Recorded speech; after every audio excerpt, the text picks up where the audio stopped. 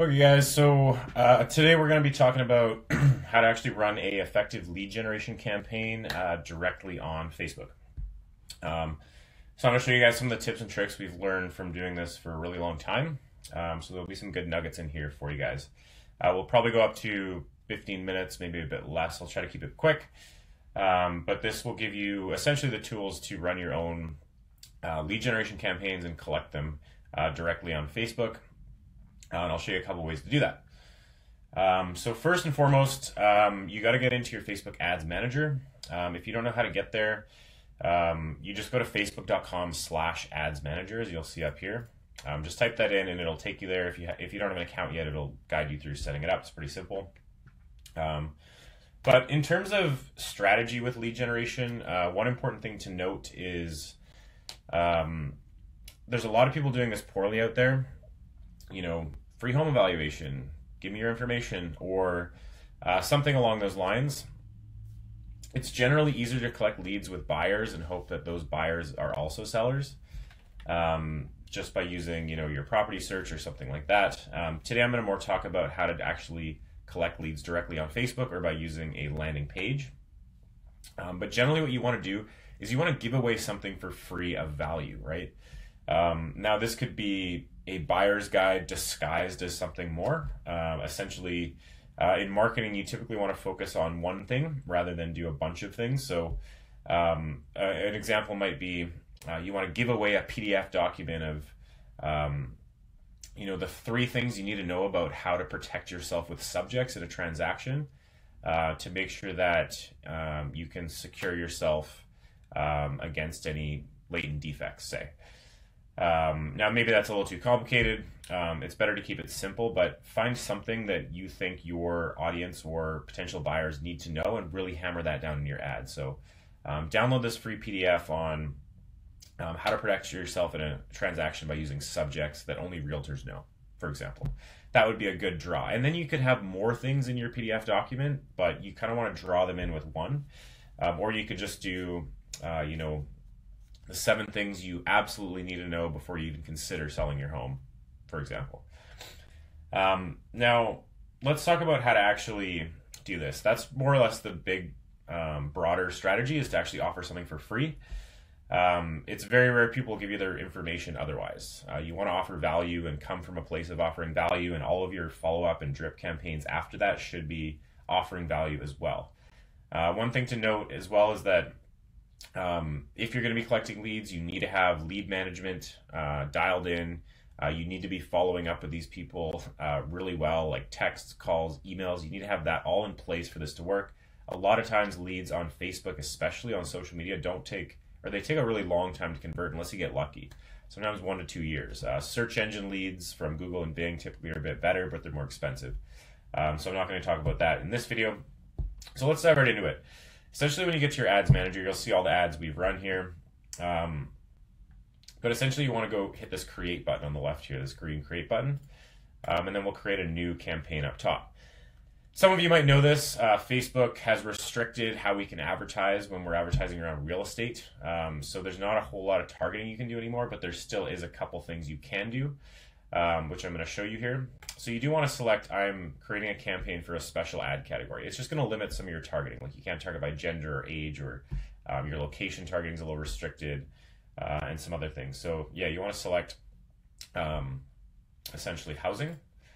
Now, sometimes you can get away with it where you don't have to select this. I'm not going to dive into this too much right now, but if you don't use the words real estate or open house or realtor or stuff like that in your ad, Facebook might not catch it as a special ad category.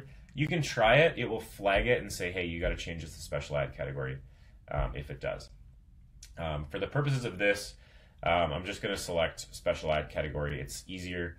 I don't use traditional targeting much anymore anyway. We typically are using like a CSV file of your database or a Facebook pixel to generate audiences in a much better way anyway.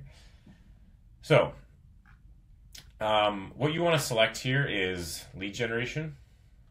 Now, this is how you do a lead generation ad directly on Facebook. If you were using a landing page, say, you'd probably want to select conversions and then use the pixel to track the conversions on your website. But we're going to just talk about how to do it directly on Facebook. So we'll select lead generation, and then I'm also going to select split test. And it's going to ask me, what do I want to split test? Now, this is an important point, guys. You must be split testing your lead gen ads. You have to do it. I often find when I split test ads, we'll start at like, we're pretty good at it now, but in the past, when I was newer to this, we started like $3.50 a lead, and we could split test that all the way down to under $1 a lead, right?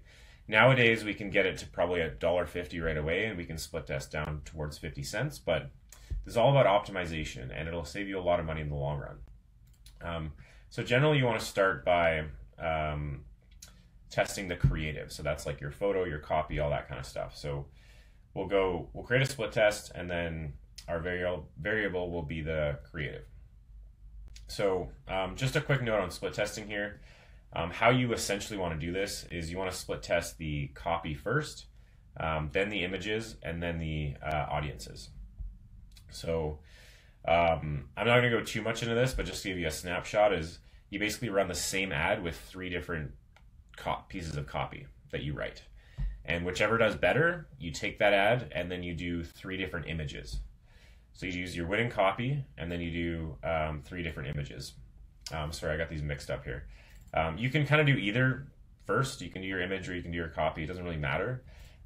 We like to start with copy first, then images, then audiences. But this will really, really dial in your advertising. And even once you get into your audiences, you can split test like, pixel data. You can do like a database of your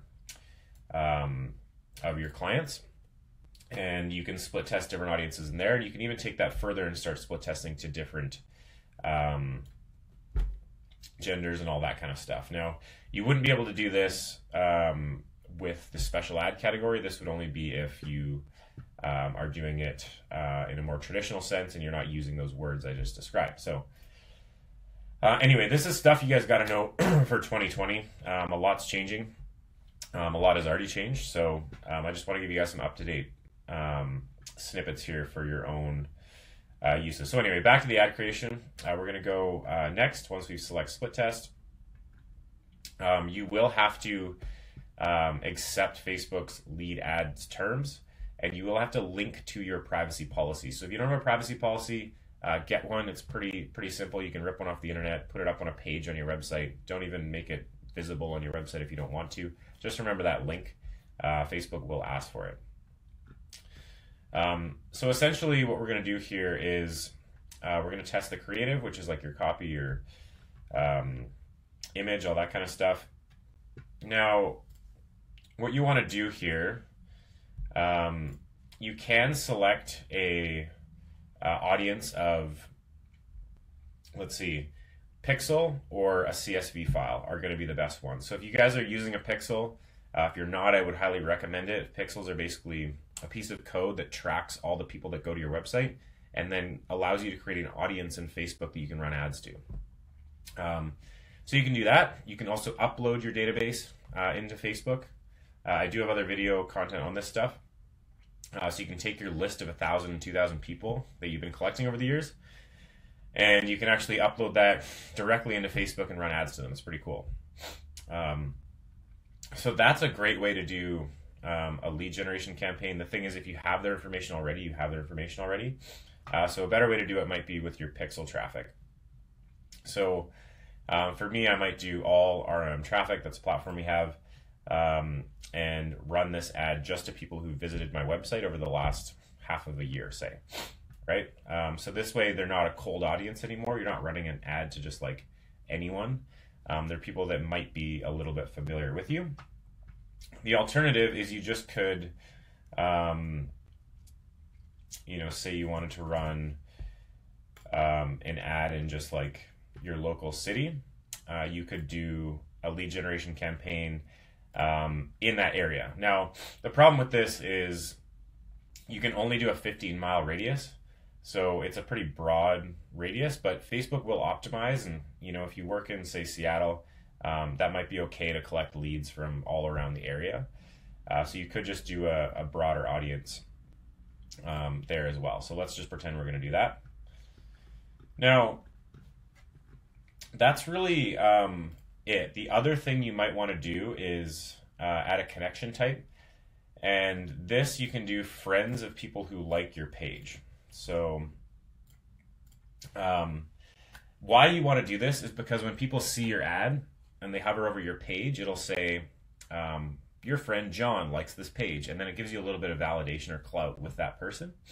Now, usually if you have 500 people who follow your page, friends of those people is a lot of people. Like, we all live in, 2 degrees of separation today with social media. So don't feel like that's not going to be a lot of people.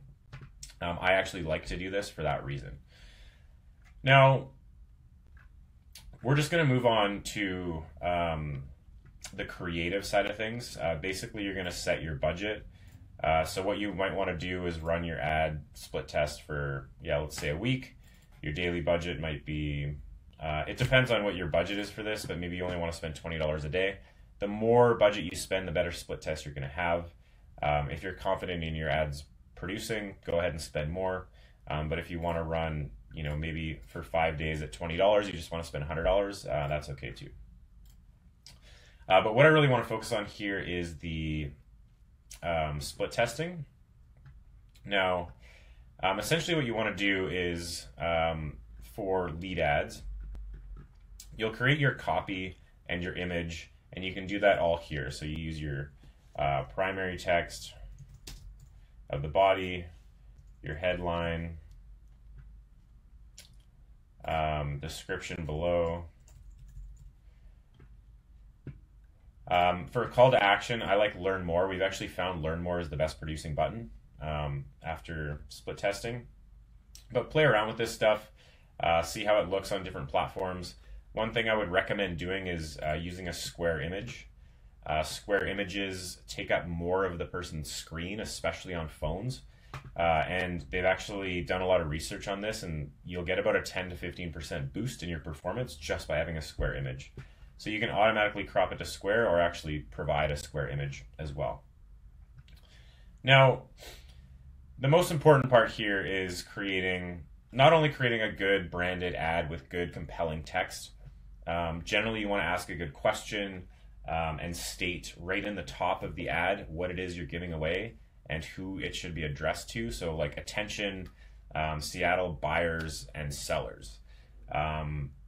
Here are the 3 absolutely must know things you need to know going into 2020 before you consider buying a home. Something like that that's really captivating, that they're going to stop and kind of look at. And then you're going to create your form, okay? So essentially, you can create a new form. And the cool thing about this is you can customize your form and all of the questions on it.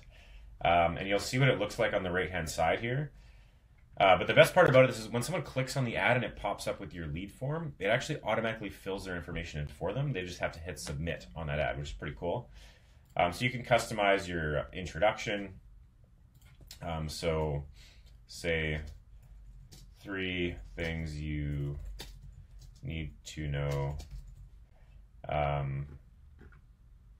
and download your free PDF here. I mean, make this look pretty. I'm not going to spend a lot of time here. You can change the image, but often I just recommend keeping it the same. Let me just minimize my little bubble here. So yeah, you basically select what you want to collect. I would recommend collecting a phone number so you can call that person. So usually name, email, phone number is a good one. And you can see everything in terms of what it looks like on the right-hand side here. But you can customize this and you can collect, whatever you want to collect. If you want to collect like their date of birth, and I'm sure you wouldn't want to do that, but usually you want to do the less things the better, because if people see a bunch of questions and you're asking for weird information, they're probably not going to give it to you. So keep it simple. Again, privacy policy, you're going to need to link to it. I said this before, but you're going to have that updated on your website if you want to run this, okay? Now, The last one is the thank you screen. So once they've given you the information, what are they going to see? Is it thanks, you're all set, your info has been sent to this person, view website, and you can drive them to your website. You can send them to a link to download the PDF. That's an option. So you could say download, and then you could put a link on, say, Google. So you could make your text download. You can put a link of where that resource is so they can download it directly. Or you can just say, thanks, you're all set. I will email you a copy of the PDF. That way you can initiate an email dialogue, but that takes more action on your end. So if you're scaling this and you're getting a lot of leads, that's going to be a lot of work. So you can make it automated, or you can make it so you manually send them it. And then in that case, you might have view website and drive them to your website to hopefully go look at some more properties, right? So basically you would save this and then you can reuse it later. You'd probably want to name it lead form 1. Let's go lead form test. Save it, and you'd finish. Now, obviously, I don't actually put a link in here, so or I didn't put my privacy policy in. For you guys, you would, and then you'd select your lead form. Now, that's really it, guys.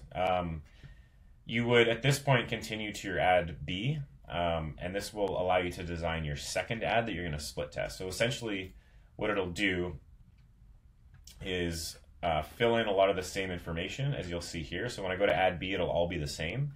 And then at this point, you could just change your primary text, or you could change your photo, whichever one you want to split test first. You can also test another ad if you click on the left here.